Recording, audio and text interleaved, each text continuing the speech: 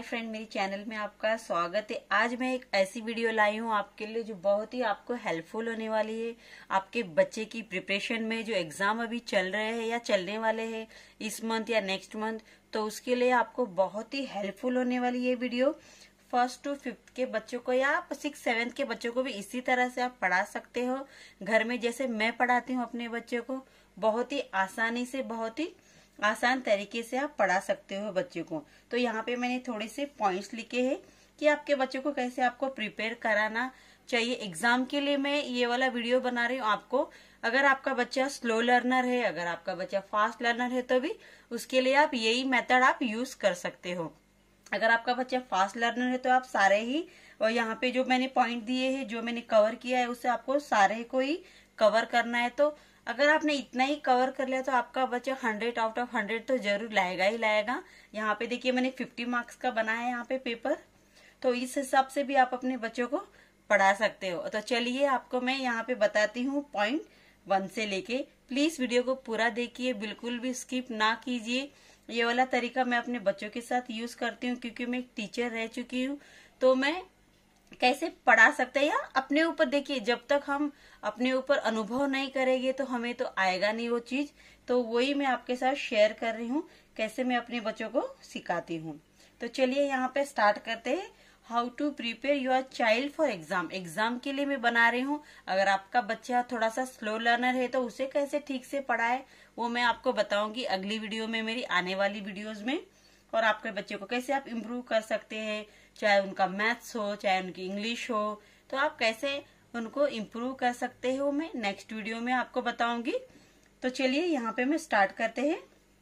सबसे पहले जब भी आप अपने बच्चों को एग्जाम के लिए प्रिपेयर करें तो उन्हें सबसे पहले ये करें कि आप चैप्टर अच्छे से उनको समझा दीजिए। ये देखिए, ये हमारा पहला पॉइंट है, चैप्टर मदर लैंग्वेज। जो हमारी मदर टंग होती है, जो हमारी मदर टंग समझो। देखिए हम हर एक बच्चे को आजकल इंग्लिश मीडियम में ही हम भेजते ज्यादातर, या जो हम सिटी में रहते हैं, स्टेट में रहते हैं, उस स्टेट की, मतलब जैसे हुआ कि मैं तो कर्नाटक में रहती हूँ तो मेरे बच्चों को तो मैंने इंग्लिश मीडियम में ही डाला हुआ है।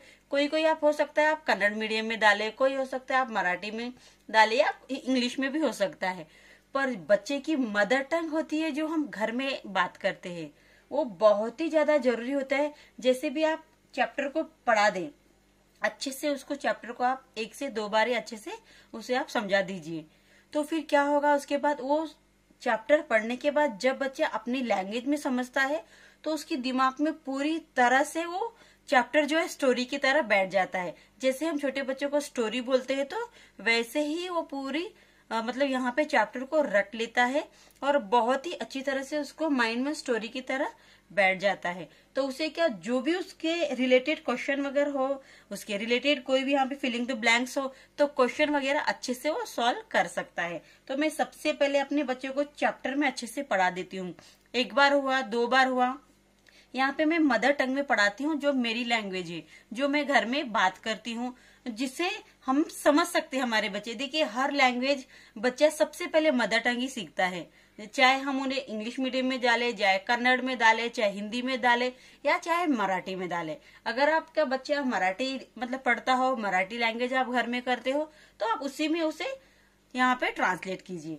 तो सबसे पहले हम अपने बच्चों को मदर टंग अच्छे से उसे समझा देंगे, मदर टंग में वो वाला चैप्टर, जो भी आप चैप्टर उसे पढ़ाना चाहते हो। फिर हुआ चैप्टर, जब हमने अच्छे से पढ़ा दिया बच्चों को, सारा कुछ उसे समझ में आ चुका है चैप्टर से रिलेटेड, तो हमें सेकेंड यहाँ पे क्या करना है, बच्चों को डिफिकल्ट वर्ड, देखिए डिफिकल्ट वर्ड को हमें इन राइटिंग में लिखने देना है उन्हें। बच्चा क्या करता है, डिफिकल्ट वर्ड अच्छे से पढ़ लेता है, प्रोनाउंस भी कर सकता है, पर जब लिखता है बच्चा डिफिकल्ट वर्ड तो उसे राइटिंग में, स्पेलिंग में उसे मिस्टेक हो जाती है। जब लिखता है तो उसके हाथ कांप जाते हैं। तो क्या कीजिए, आप जब भी आप डिफिकल्ट वर्ड बच्चों को सिखाए तो उसे हमेशा इन राइटिंग में ही लिखने दें, क्योंकि बच्चा क्या करेगा, जब राइटिंग में लिखेगा तो उसकी स्पेलिंग भी करेक्ट होगी और वो वर्ड उसे याद भी हो जाएगा। मैं आगे आपको बताऊंगी कि डिफिकल्ट वर्ड आपको शॉर्ट में कैसे लिखाना है बच्चों को।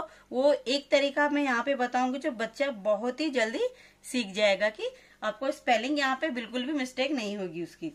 यहाँ पे देखिए मैंने क्वेश्चन जो हमारे होते हैं 3 तरह के होते हैं, जो बच्चों के, इसमें से ही हमारे बच्चों को क्वेश्चंस आते हैं।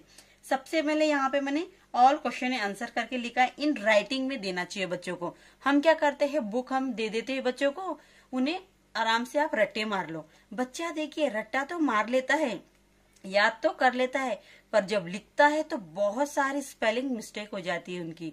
तो यहाँ पे आपको क्या करना है, बिल्कुल भी उसको परफेक्ट बनाने के लिए ऑल क्वेश्चन एंड आंसर उसको रिटर्न में देना है। आप क्या कीजिए, क्वेश्चन लिख दीजिए उसको अच्छे से। एक ऐसे मैं क्या करती हूँ, देखिए ये वाली बुक मैंने बना रखी है ऐसे ही मेरे बच्चों के लिए, तो मैं उसे क्या करती हूँ, ऐसे लिखने के लिए दे देती हूँ। देखिए मैं पूरा डाल देती हूँ और बच्चे अपने आप से अच्छे से उनका आंसर लिख देते। ऐसे ही देखिए मैं ऐसे ही करती हूँ, तो हमारे बच्चे क्या हो जाते हैं, उनकी हैंडराइटिंग भी अच्छी हो जाती है। इससे दो फायदे हो जाते हैं, उन्हें याद भी हो जाता है और उन्हें हैंडराइटिंग भी अच्छी हो जाती है। तो आपको क्या करना है, यहाँ पे क्वेश्चन आपको लिख के देना है, आंसर आपका बच्चा लिखेगा। तो ये 1 से 2 बार आप कर सकते हो। मैं क्या करती हूँ, पूरे क्वेश्चंस यहाँ पे मैं आगे आपको बताऊंगी। देखिए मैं क्या करती हूँ, क्वेश्चंस यहाँ पे लिख देती हूँ पेन से।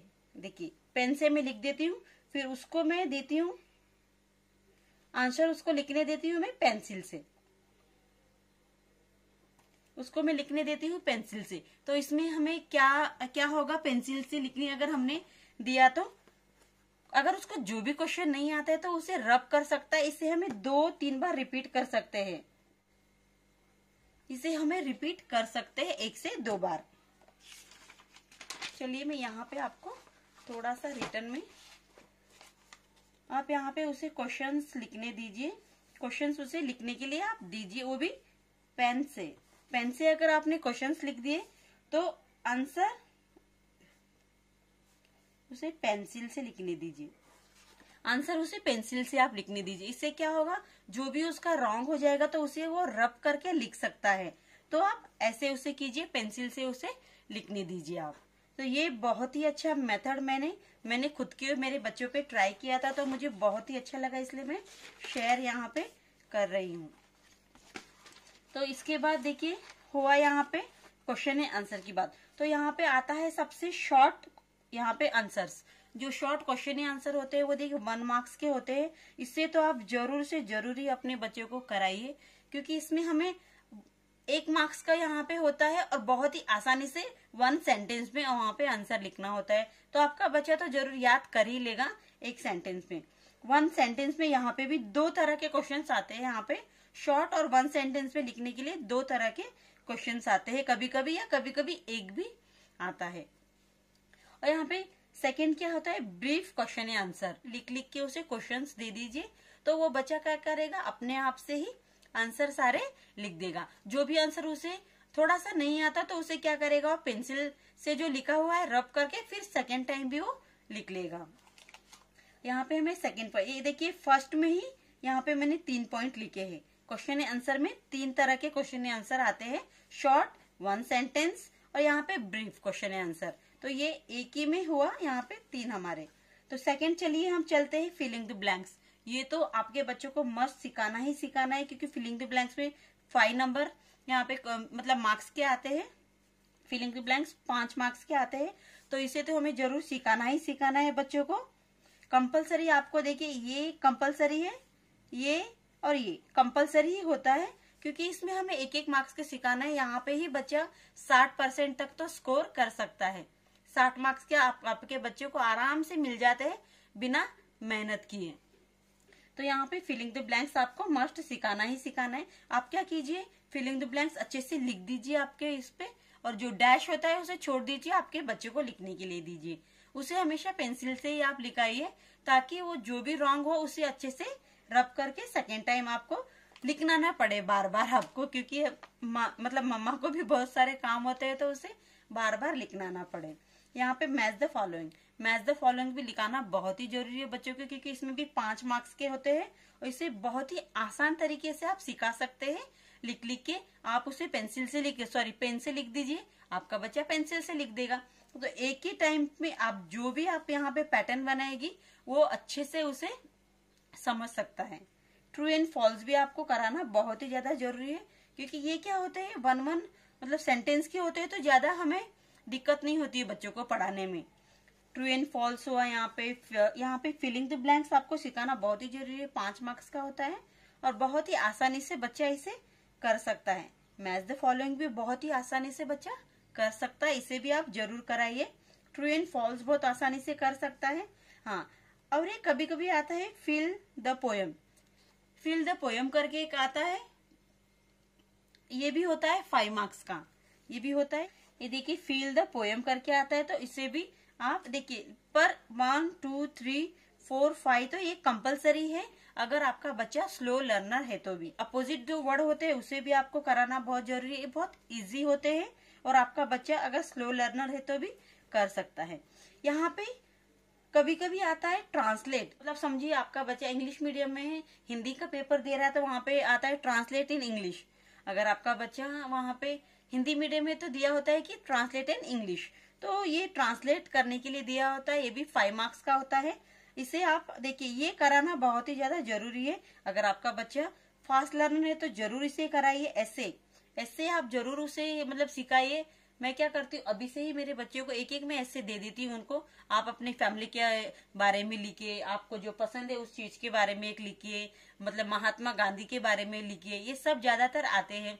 भगत सिंह के बारे में लिखिए, हाँ द पेट के बारे में लिखिए, आपके पेट के बारे में लिखिए, और वो सब आपको घूमना फिरना पसंद है तो कोई भी एक प्लेस के बारे में लिखिए, आपके गांव के बारे में लिखिए। तो आप किसी के भी ऊपर यहाँ पे ऐसे उसे यहाँ पे सिखा सकते हैं। तो ये क्या हुआ, एक पैटर्न हुआ आपके बच्चों का। अगर आपका बच्चा फास्ट लर्नर है तो जल्दी से आपको पूरा ही यहाँ पे पैटर्न उसे सिखाना है। अगर आपका बच्चा स्लो लर्नर है तो यहाँ पे जो जो मैंने पॉइंट आउट किए है उसे जरूर से जरूर आपको लिख के यहाँ पे सिखाना है। तो चलिए, अगर आपको ये तरीका थोड़ा भी आपको पसंद आया हो, प्लीज़ मेरे चैनल को लाइक शेयर और सब्सक्राइब करना ना भूलिए। अगर आपका बच्चा स्लो लर्नर है तो मुझे यहाँ पे कमेंट में बताइए कि मैं किस टॉपिक पे वीडियो बनाऊँ ताकि आपको हेल्पफुल हो। चलिए, मैं मिलती हूँ आपसे अगले वीडियो।